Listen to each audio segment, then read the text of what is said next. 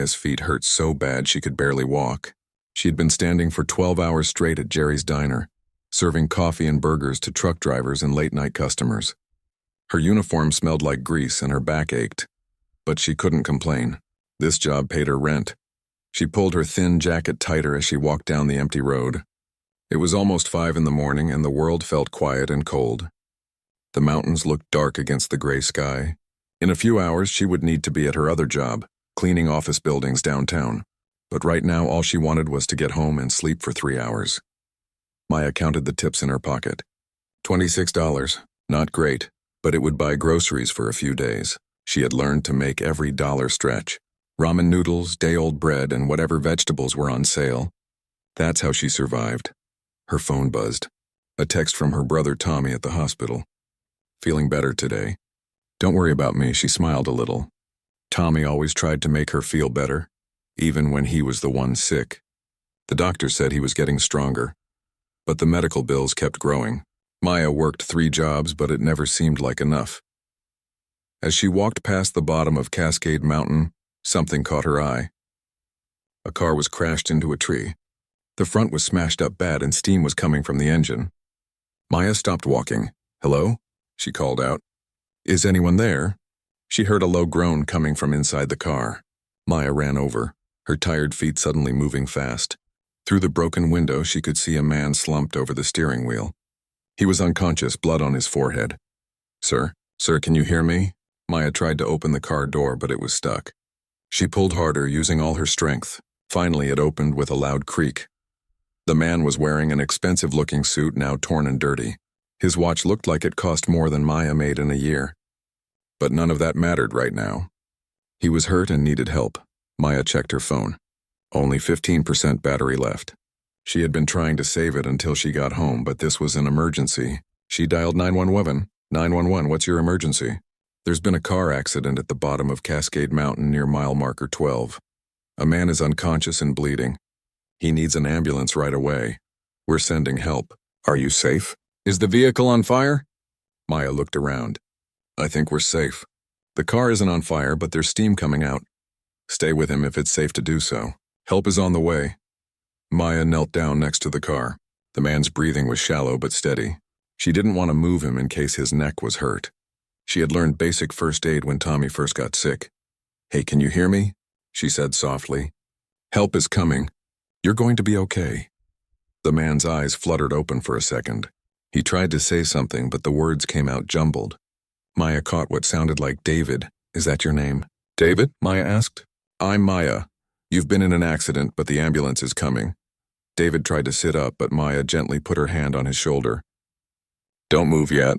You might have hurt your neck. In the distance, Maya could hear sirens getting closer. She felt relieved. Her phone was completely dead now, but help was almost here. The ambulance arrived with flashing lights, followed by a fire truck.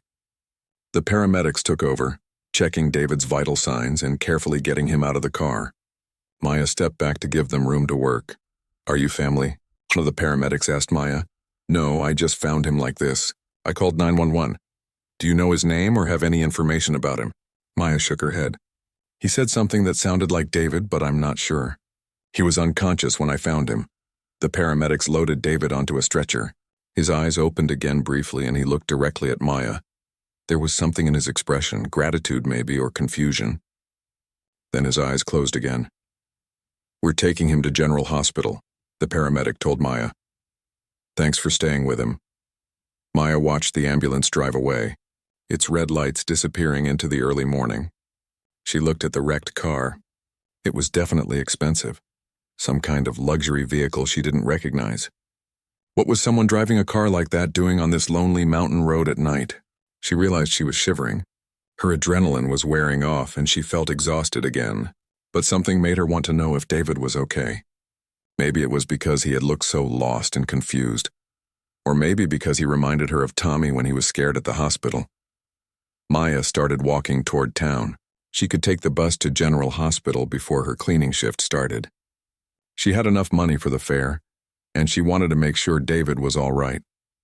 By the time Maya reached the hospital, the sun was coming up. She asked at the front desk about David, but they couldn't give her information since she wasn't family. Maya explained that she had found him and rode in the ambulance. He didn't have any identification with him, the nurse said. The police are trying to figure out who he is. You might be the only person who can help. Maya gave them her contact information and told them everything she remembered. The nurse said David was stable but had a concussion and some broken ribs. He would need to stay in the hospital for a few days. Can I see him? Maya asked. Just for a minute?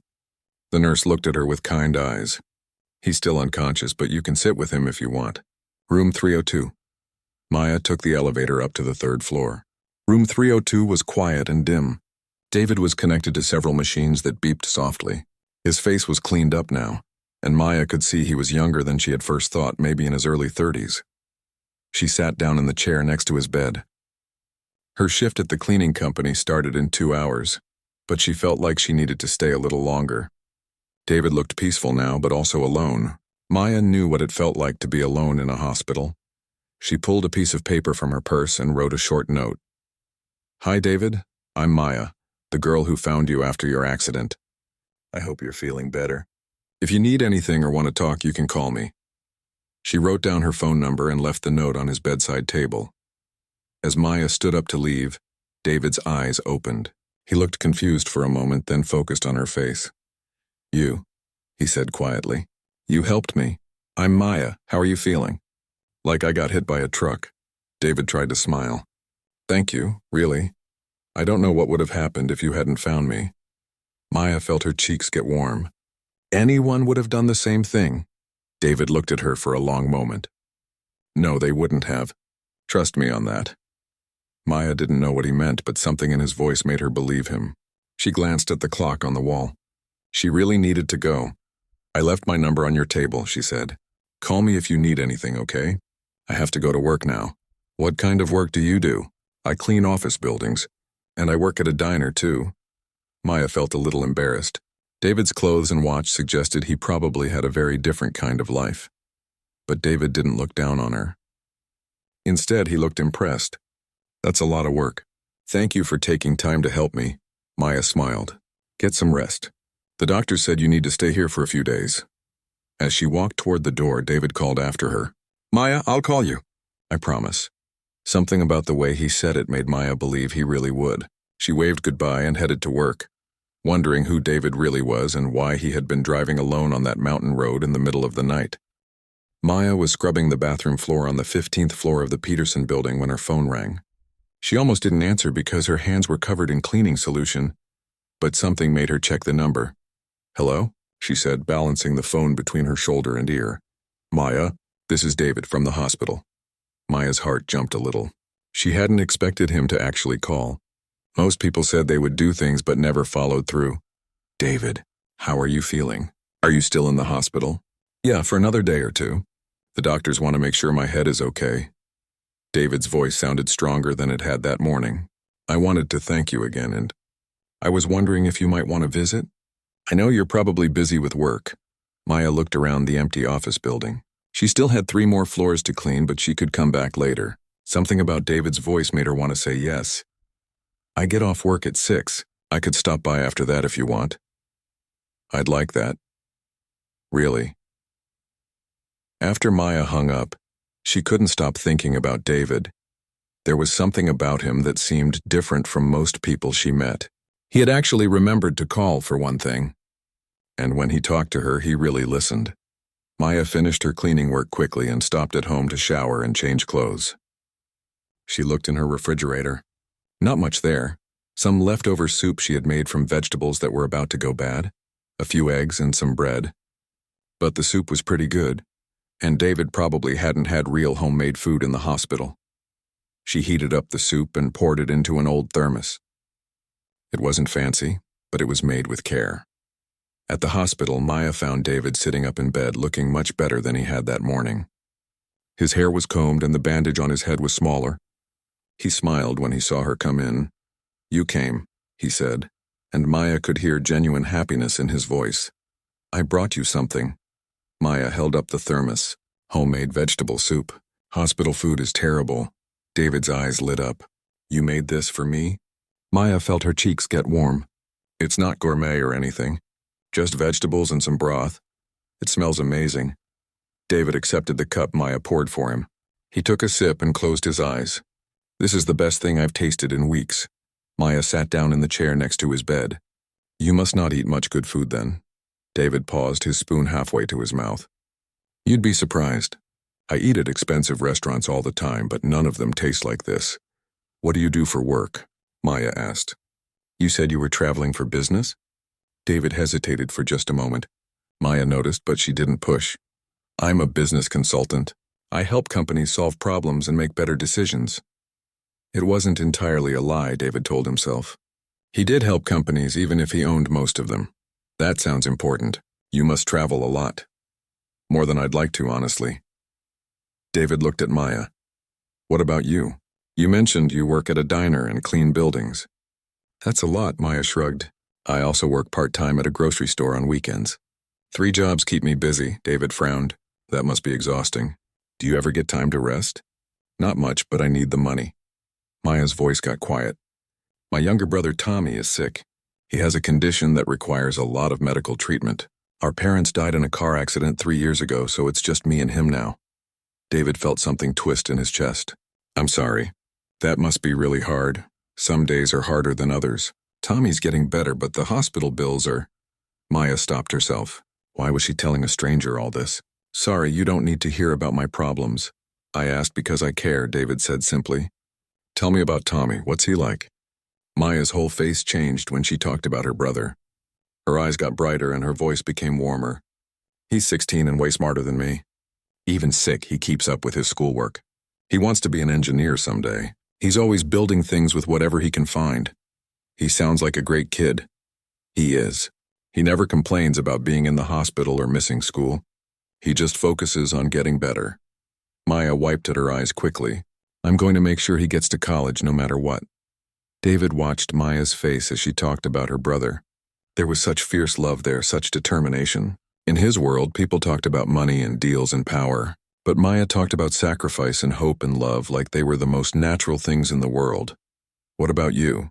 David asked. What do you want to do? Maya laughed, but not in a happy way. I used to want to be a teacher. I even started college, but I had to drop out when Tommy got sick. Maybe someday I'll go back. You should. You'd be a good teacher. How do you know that? David thought about how patient Maya had been with him at the accident, how she had stayed calm and taken care of him. You're kind and you explain things clearly. And you care about people. Maya looked surprised by the compliment. Thanks. Most days I just feel like I'm barely keeping my head above water. They talked for another hour about everything and nothing. David told Maya about places he had traveled for work, and Maya told him funny stories about customers at the diner. David found himself laughing more than he had in months. When visiting hours ended, Maya packed up her thermos. I should let you get some sleep. Will you come back tomorrow? David asked. If you want me to. I do. After Maya left, David stared at the ceiling for a long time. He couldn't remember the last time someone had brought him homemade soup or asked about his day, just because they cared. In his regular life, people were always nice to him, but it was because of what he could do for them. Maya was different. She had helped him when she thought he was just some guy who had crashed his car. She brought him soup even though she clearly didn't have much money. She worked 3 jobs to take care of her sick brother without complaining. David picked up his phone and called his assistant. Richard, I need you to look into something for me. There's a kid named Tommy, probably at General Hospital. His last name is... What's Maya's last name? David realized he didn't even know. Never mind, I'll get you more information. But see what you can find out about a teenage boy named Tommy, who's getting medical treatment. His sister's name is Maya. Is this business related? David thought about Maya's face when she talked about her brother's medical bills. It's personal. And Richard? I want this handled quietly. No one can know it came from me. The next day, Maya came back to the hospital with a book. I thought you might be bored, she said, handing David a worn paperback novel. Where did you get this? The library. It's about a guy who travels around the world having adventures. I thought since you travel for work, you might like it. David looked at the book. It was old and had obviously been read many times. Maya had picked it out just for him, had gone to the library on her way over. When was the last time someone had given him a gift that cost nothing but meant everything? Thank you, he said. I love it already. Maya settled into her chair. So tell me about your travels. What's the most interesting place you've been? David started to tell her about business trips to Tokyo and London, but then he stopped. Those trips had been about board meetings and hotel rooms. What Maya wanted to know about was the world, about experiences. Actually, David said slowly, I realize I've traveled a lot but haven't seen much. I'm usually in conference rooms or offices. I've been to Paris 3 times but never seen the Eiffel Tower. Maya looked sad. That's terrible. What's the point of traveling if you don't get to explore? I never thought about it that way. If I could travel anywhere, Maya said dreamily, I'd go to Italy. I want to see the old buildings and eat real pasta and sit in those little cafes. David watched Maya's face as she talked about Italy. He could send her there tomorrow if he wanted to. He could send her anywhere in the world. But something told him that Maya wouldn't want that, wouldn't accept it from someone she barely knew. For the first time in years, David found himself wishing he was just a regular person. Someone who could get to know Maya slowly, honestly. Someone who could earn her friendship instead of wondering if she would like him for who he really was. Later that evening, after Maya had gone home to get ready for her night shift, David's phone rang. I found information about the boy, Richard said. Tommy Chen, age 16. He's been treated for leukemia. The medical bills are substantial. The sister works multiple jobs, but they're behind on payments. David closed his eyes. Maya worked herself to exhaustion every day, and it still wasn't enough. I want you to set up a payment to cover the outstanding balance, David said. Make it look like it came from a medical charity. No connection to me or my companies. How much are we talking about? Whatever it takes. And Richard? Make sure they never know where it really came from. After David hung up, he looked at the book Maya had brought him. Such a simple gift, but it meant more to him than anything he had received in years. He opened it and started reading, hoping that maybe for once in his life he could be the kind of person who deserved a friend like Maya. Maya pushed her cleaning cart down the hallway of the Harrison Industries building. It was one of the fanciest office buildings in the city, with marble floors and expensive artwork on the walls. She usually cleaned the lower floors, but tonight they had asked her to cover the executive level because someone had called in sick. She was thinking about David as she worked. He had been released from the hospital 2 days ago, and they had been texting back and forth. He seemed lonely, which surprised Maya. Someone who traveled for business and stayed in nice hotels should have lots of friends, right? David had invited her for coffee tomorrow afternoon. Maya was nervous about it. She didn't have many nice clothes, and she wasn't sure what to wear.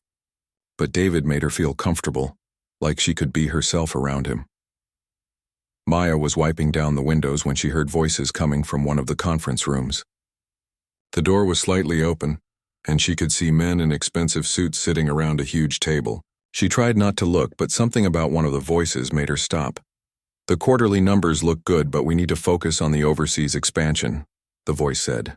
I want those contracts finalized by next week. Maya's heart started beating fast. She knew that voice. It was David's voice. She moved closer to the door, telling herself she was just cleaning nearby. Through the gap, she could see a man standing at the head of the table, pointing at charts on a big screen. He had dark hair and was wearing a suit that probably cost more than Maya made in 6 months. It was definitely David. Maya felt confused. What was David doing in a business meeting in this building?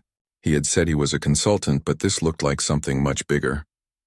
The way everyone was listening to him, the way he commanded the room. This wasn't some traveling consultant. Maya looked at the nameplate on the massive desk in the corner. Her blood went cold. David Harrison, Chief Executive Officer, CEO, David Harrison. Maya's mind raced. Harrison Industries, that was the name on the building. She cleaned this building every week and she had never put it together. David wasn't a business consultant. He was the CEO of one of the biggest companies in the city. Maya backed away from the door, her hands shaking. She left her cleaning cart in the hallway and rushed to the bathroom. Her phone had internet, even if it was slow. She typed David Harrison CEO into the search bar. The results made her feel sick. Billionaire CEO, David Harrison featured on Forbes cover. David Harrison's net worth reaches $2.8 billion. Harrison Industries reports record profits under David Harrison's leadership. Maya scrolled through article after article, photo after photo. David at charity galas in expensive tuxedos. David shaking hands with politicians and celebrities. David giving interviews about business and success. This was the man she had been bringing homemade soup to. The man she had worried about when he was alone in the hospital. The man who had let her think he was just a regular business consultant. Maya felt like the biggest fool in the world. She thought about all their conversations. How she had told him about working 3 jobs, about struggling to pay Tommy's medical bills, about dropping out of college. How she had felt sorry for him being alone in the hospital. How she had brought him library books and cheap soup in an old thermos. He must have been laughing at her the whole time. Poor little Maya, working her 3 jobs, thinking she was helping some regular guy who got hurt in a car accident. Maya's phone buzzed. A text from David. "Hey, are we still on for coffee tomorrow? There's something I want to talk to you about." Maya stared at the message. Something he wanted to talk about. Was he finally going to tell her the truth? Or was he going to keep pretending to be someone he wasn't? She didn't respond. Instead, she gathered her cleaning supplies and finished her work as quickly as possible. All she wanted was to get out of that building and never see David Harrison again. That night, Maya couldn't sleep. She kept thinking about every conversation they had had, every moment she had felt connected to him. Had any of it been real? Or was she just some entertainment for a bored billionaire? The next morning, Maya's phone started ringing early. David's name appeared on the screen.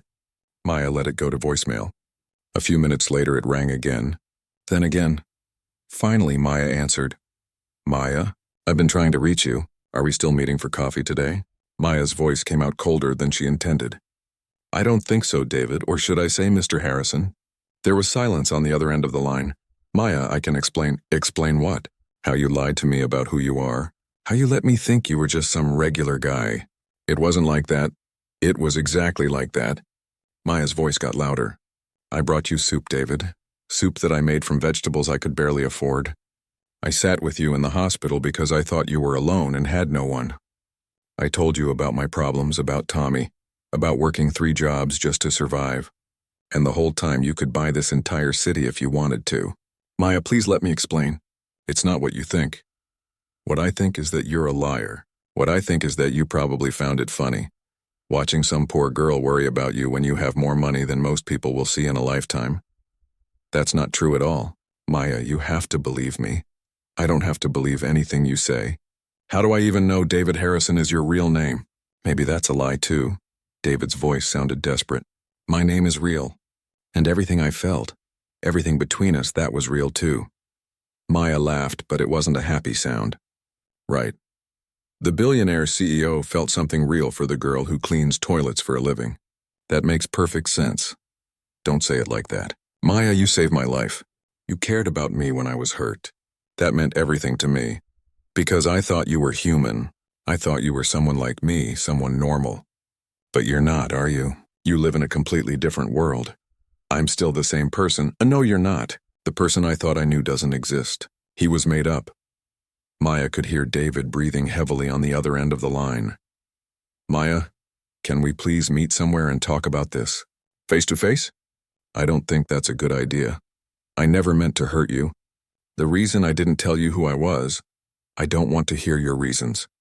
I'm sure they make perfect sense to you. Rich people always have good reasons for the things they do. That's not fair. Fair?" Maya's voice cracked. "You want to talk about fair? I work 60 hours a week and can barely pay my bills. My brother is sick and I can't afford his treatments. I thought I had made a friend, someone who understood what it was like to struggle. But you don't know anything about that, do you?" "Maya, don't call me anymore David or Mr. Harrison, whatever your name is. We don't belong in the same world and we never did." Maya hung up the phone and immediately turned it off. She didn't want to hear it ring again. She sat on her bed and cried for the first time in months. Not just because David had lied to her, but because she had started to care about him. She had started to think that maybe she wasn't as alone as she always felt. But it had all been fake. David Harrison, billionaire CEO, didn't need friends like Maya Chen who cleaned buildings and served coffee. People like him probably had assistants to handle their friendships. Maya wiped her eyes and got ready for work. She had a shift at the diner in an hour, and she couldn't afford to lose any jobs, especially now that she was back to facing everything alone. Her phone buzzed with another call, but Maya ignored it. David Harrison had plenty of people to talk to. He didn't need her. As Maya walked to work, she made herself a promise. She would never let herself be that stupid again. Rich people and poor people didn't mix, and she should have known better than to think otherwise. From now on, Maya would stick to her own world. It was harder and lonelier, but at least it was real. Behind her, Maya's phone kept buzzing with missed calls and unread messages. But Maya didn't look back. She had learned her lesson about trusting people who were too good to be true. David Harrison could find someone else to lie to. Maya was done being anyone's fool. Maya was serving coffee to an early morning customer when the delivery man walked into the diner carrying the biggest bouquet of flowers she had ever seen. Red roses, white lilies, and flowers she didn't even recognize, all arranged in a crystal vase that probably cost more than her rent. "Maya Chen?" the delivery man asked. Maya's heart sank. She knew who had sent them before she even looked at the card. "I'm sorry, but I can't accept these," Maya told the delivery man. "Please take them back." The man looked confused. "But they're already paid for. The delivery fee and everything. I don't care. I don't want them." Maya's boss, Jerry, came out from the kitchen. "What's going on here?"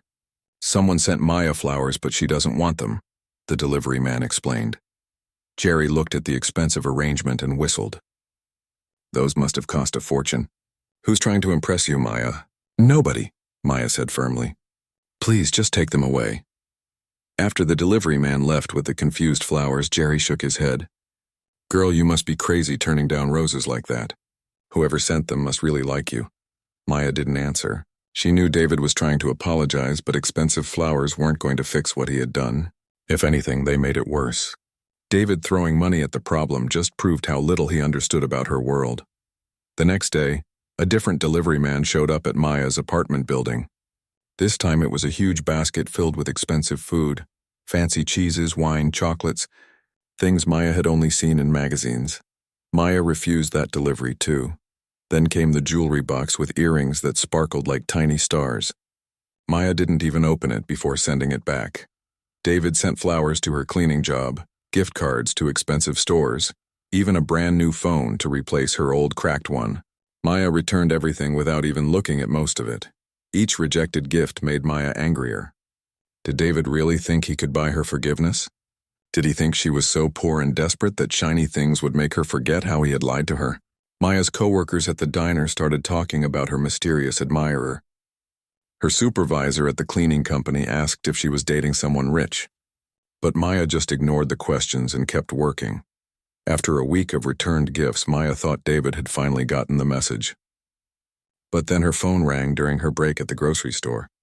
"Maya, please don't hang up," David's voice said quickly.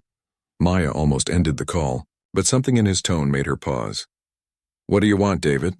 "I want to explain why I didn't tell you who I was. And I want to apologize for all the gifts. I know now that was the wrong approach, you think?" Maya said sarcastically. "I was trying to show you how sorry I am, but I realize it probably seemed like I was trying to buy you. Because that's exactly what you were doing." David was quiet for a moment. "You're right. I'm not good at this, Maya. I'm not good at having real relationships with people." "What's that supposed to mean?"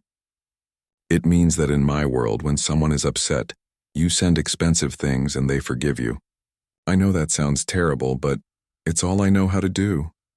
Maya felt a little bit of her anger soften, but she pushed it away. "Well, I'm not from your world, remember? I'm just the girl who cleans your building." "Don't say it like that. You're not just anything. Maya, you're the most real person I've ever met. When I was in the hospital, you cared about me because you thought I was hurt and alone, not because of what I could do for you. Because I thought you were a normal person. I am a normal person. I mean, I try to be. The money and the company, that's not who I am inside." Maya laughed bitterly. "Easy to say when you have billions of dollars. Maya, please. Can we meet somewhere and talk? I promise no more gifts, no more flowers. Just you and me talking."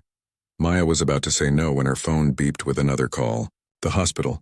I have to go," she told David. "Tommy's calling." Maya switched to the other call, her heart racing. The hospital only called when something was wrong. "Miss Chen, this is Dr. Wilson. We need you to come in right away. Tommy's condition has changed." Maya's legs felt weak. "What do you mean changed? Is he okay?" "We'll explain everything when you get here." "How soon can you come?" "I'm on my way." Maya hung up and ran out of the grocery store, leaving her cleaning cart behind. She didn't care if she got fired. Tommy needed her. At the hospital, Dr. Wilson's face was serious. Tommy's numbers have gotten worse. We need to do a more aggressive treatment, but it's experimental and very expensive. How expensive? Maya asked, though she was afraid to hear the answer. The treatment costs about $50,000. Insurance won't cover experimental procedures. Maya felt like the room was spinning. $50,000. She made about $25,000 a year working 3 jobs. There was no way she could ever come up with that kind of money. How long do we have to decide? Maya asked. A few days at most. Tommy's strong, but we can't wait too long. Maya sat with Tommy for an hour, holding his hand while he slept. He looked so young and fragile with all the machines around him. She couldn't lose him. He was all the family she had left. When Maya finally left the hospital, she felt completely hopeless. She walked around the city for hours trying to think of something, anything she could do. She could ask for more hours at work, but even if she worked every single day, she couldn't make $50,000 in time. Maya found herself standing in front of Harrison Industries, the building where David worked, where she had discovered the truth about him. She looked up at the top floors where David probably had his office. She hated the thought that crossed her mind, but she couldn't push it away. David could pay for Tommy's treatment without even thinking about it. $50,000 was probably what he spent on suits in a year, but Maya couldn't ask him. Her pride wouldn't let her. And even if she did ask, would David help? Or would he think she was just trying to use him for money? Maya was still standing there when a familiar voice spoke behind her. Maya. She turned around. David was standing there in his expensive suit looking worried. What are you doing here? Maya asked. I work here, remember? I saw you from my office window. Are you okay? You look upset. Maya stared at him. Here was David Harrison, billionaire, asking if she was okay. The man who could solve all her problems with a phone call. Tommy's sick, Maya said without thinking. Sicker than before. He needs treatment that costs $50,000. David's expression immediately changed. Maya, I can— No, Maya cut him off. Don't you dare offer to pay for it. But I can help. That money is nothing to me and Tommy needs— I said no. Maya's voice got loud. People walking by started to stare. I won't take your charity, David. It's not charity. It's helping someone I care about. You don't care about me. You lied to me for weeks. You let me think we were friends when we're from completely different worlds. David stepped closer. We are friends. And we're not from different worlds, we're from the same world. We're both people who care about our families and want to do the right thing. The right thing? Maya laughed angrily. The right thing would have been to tell me who you were from the beginning. The right thing would have been to not let me make a fool of myself. You never made a fool of yourself. I brought you soup, David. Soup made from cheap vegetables because I thought you were someone like me. I worried about you being alone when you probably have more friends than I could count. I don't have friends, David said quietly. I have business associates and people who want things from me. You were the first person in years who actually cared about me as a person. Maya shook her head. I don't believe you. It's true. Maya, when you found me after the accident, when you stayed with me at the hospital, that was the first time someone helped me without expecting anything back. And that's why you lied to me? I lied because I was scared. I was scared that if you knew who I really was, you would look at me differently. You would see the money instead of seeing me. Well, guess what? I do see you differently now. I see someone who thinks lying is okay if it gets him what he wants. David looked hurt, but Maya didn't feel sorry for him. She was tired of feeling sorry for rich people with rich people problems. Maya, let me help with Tommy's treatment. Please. Not because I feel guilty or because I think it will make you forgive me, but because a 16-year-old boy shouldn't suffer because of what happened between us. No, Maya said firmly. We'll figure it out ourselves. How? Maya, be realistic. Where are you going to get $50,000? I don't know, but I'll find a way. I always do. This is different. This is Tommy's life. Maya felt tears starting to come. Don't you think I know that? Don't you think I'm scared? But I can't take your money, David. If I do that, then everything between us really will be about money. What if it saves Tommy's life? Maya wiped her eyes. Then I'll live with knowing I was too proud to ask for help. But at least I'll know I didn't sell myself to someone who thinks poor people are entertainment. I never thought that. Goodbye. David. Maya walked away, leaving David standing on the sidewalk in front of his own building. She could feel him watching her go, but she didn't look back. As Maya walked home, she tried to think of anyone she could ask for help. But she didn't have rich friends or family with money. She had always taken care of herself and Tommy alone. Maya's phone buzzed with a text from David. Maya was exhausted. She had picked up every extra shift she could find, working 18-hour days to try to save money for Tommy's treatment. But no matter how hard she worked, $50,000 still felt impossible. She was walking through Riverside Community Center on her way home from the diner when she saw something that made her stop. A man in jeans and a simple t-shirt was sitting on the floor with a group of kids, helping them build something with colorful blocks. It was David. Maya hid behind a pillar and watched. David wasn't wearing his expensive suits or giving orders to business people. He was laughing with the kids, patiently showing them how to make their tower stronger. When one little girl's blocks fell down, David helped her rebuild it without making her feel bad. "Mr. David, can you help me with mine?" a boy asked. "Of course, Carlos. What are you trying to build?" Maya watched for 20 minutes. David wasn't throwing money around or trying to impress anyone. He was just being kind, giving his time and attention to kids who needed it. Maya was about to leave when she heard a familiar voice. "Maya, is that you?" Mrs. Rodriguez, who ran the community center, was walking toward her with a big smile. "Hi, Mrs. Rodriguez, I was just passing through. Are you here to see David? He's been volunteering here for 2 weeks now. Such a nice man. He comes 3 times a week to help with the kids' activities." Maya looked back at David, who was now reading a story to a group of children. "How long has he been doing this?" "He started right after we put up the flyer asking for volunteers. Most people want to write checks, but David actually shows up and helps. The kids love him." Maya felt something shift inside her chest. This wasn't the David Harrison she had imagined, the billionaire who solved problems by throwing money around. This was someone who cared enough to spend his time helping kids who had nothing. As Maya watched, David looked up and saw her. Their eyes met across the room. David didn't get up or come over. He just gave her a small wave and went back to reading to the children. Maya left without talking to him, but she couldn't stop thinking about what she had seen. The next day, Maya got a call from the hospital that made her heart race. "Miss Chen, this is Karen from the billing department. I have some good news about Tommy's treatment." "Good news?" "A group in the community has been raising money for Tommy. They've collected almost $30,000 so far. Combined with what your insurance will cover and some other donations, we think we can make the treatment work." Maya couldn't believe what she was hearing. "What group? Who organized this?" "It started with some people from the diner where you work and then spread to other places. Your boss Jerry said you've been working so hard to help your brother that people wanted to help you too." Maya started crying right there in the grocery store where she was working.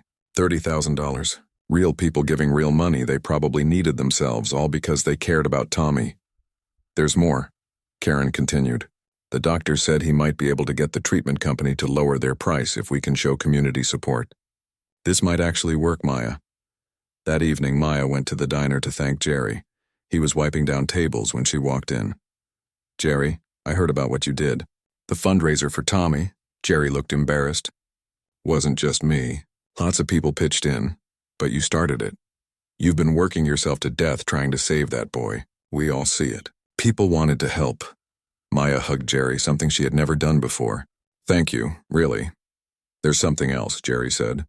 "Someone set up one of those online fundraising pages for Tommy. It's brought in a lot of money from people we don't even know." Maya frowned. "Who set it up?" "Someone who knows your story, I guess. They called it Help Tommy Fight, and told all about how you've been taking care of him since your parents died. It's gotten shared all over social media." Maya pulled out her phone and searched for the fundraising page. When she found it, her breath caught. The page told Tommy's story beautifully, with pictures of him smiling from his hospital bed. But more than that, it told Maya's story, how she worked 3 jobs, how she had dropped out of college to take care of her brother, how she never complained or gave up. At the bottom of the page was a note. "This was created by someone who believes Maya and Tommy deserve our help, not because they can't help themselves, but because sometimes good people need good people to stand with them." Maya knew who had written it. The words sounded like David. 2 days later, Maya was at the community center. She had come to volunteer, something she had never had time to do before. But with the fundraiser taking care of most of Tommy's treatment, Maya finally had a few hours to give back. David was there, helping kids with their homework. When he saw Maya walk in, he looked surprised. "Maya." "David." They stared at each other for a moment. Then Maya walked over to where he was sitting. "Mrs. Rodriguez says you've been volunteering here for 2 weeks. 3 weeks, actually." "Why?" David looked at the kids around him, then back at Maya. "Because you were right. I didn't know how to help people in a real way. I thought money fixed everything. But you showed me that sometimes people need more than money. They need someone who cares enough to show up." Maya sat down next to him. "Did you create Tommy's fundraising page?" David nodded. "I hope you're not angry. I didn't donate to it myself. I kept my promise not to try to buy your forgiveness. But I thought other people might want to help if they knew your story." Maya was quiet for a moment. Around them, kids were doing homework and playing games. Normal kids doing normal things, just like Tommy would be doing soon. "Why didn't you tell me who you were from the beginning?" Maya asked. David put down the book he was holding. "Because in my world, when people find out who I am, they change. They start acting different, wanting things from me. When you found me after the accident and took care of me, you didn't want anything. You just cared about whether I was okay. I hadn't experienced that in so long I didn't want it to end. But it wasn't fair to me." "You're right. It wasn't fair. I was selfish." Maya looked at David, really looked at him. He wasn't wearing expensive clothes today. He looked tired, like he had been working hard. His hands had marker stains from helping kids with art projects. "The David I met in the hospital," Maya said slowly. "Was that real? Or was that an act?" "It was real. More real than I've been in years. Maya, I've spent so much time being David Harrison, the CEO, that I forgot how to be just David. You reminded me." A little girl ran over and tugged on David's shirt. "Mr. David, can you help me with my math?" "Of course, Isabella." David looked at Maya. "Want to help?" Maya nodded and spent the next hour helping kids with homework and art projects. She watched David with the children, patient, kind, funny, not trying to impress anyone or fix everything with money, just being present. When the community center closed, Maya and David walked out together. "Tommy's treatment starts next week," Maya said. "I'm glad. How is he feeling about it?" "Scared but hopeful. He knows a lot of people are rooting for him." They reached the corner where they would go separate ways. "Maya," David said, "I know I hurt you by lying. And I know we come from very different worlds, but I'd like to be your friend. Your real friend. If you'll let me." Maya studied David's face. She saw the man who had sat with kids for hours, who had created a fundraising page for her brother without taking credit, who had learned to give his time instead of just his money. "I'd like that too," Maya said. 6 months later, Maya was back in college. The community fundraiser had not only paid for Tommy's treatment, but had also created enough buzz that a local scholarship foundation had reached out to Maya. Tommy was in remission and back to building things, now with donated supplies from local hardware stores that had heard his story. Maya saw David twice a week at the community center, where they both still volunteered. Their friendship had grown slowly and honestly. David had learned about Maya's world, the struggles and the joys of working hard for everything you had. Maya had learned about David's world too, the loneliness that came with wealth and the pressure of always being watched. But mostly, they had learned about each other. Maya discovered that David was funny and thoughtful and genuinely cared about making the world better. David discovered that Maya was strong and wise and saw beauty in simple things. One evening, as they were cleaning up art supplies at the community center, David asked Maya a question.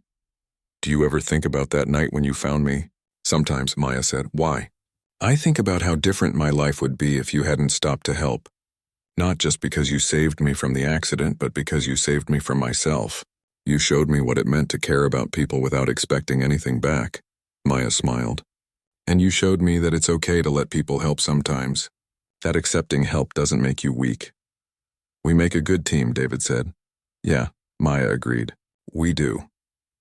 As they walked out of the community center together, Maya thought about how much had changed since that early morning when she had found a stranger crashed at the bottom of the mountain. She had been trying to save someone else, but maybe, in the end, they had saved each other. Life was still hard sometimes. Maya still worked and went to school, and Tommy still had regular checkups at the hospital, but Maya wasn't alone anymore. She had David, and more importantly,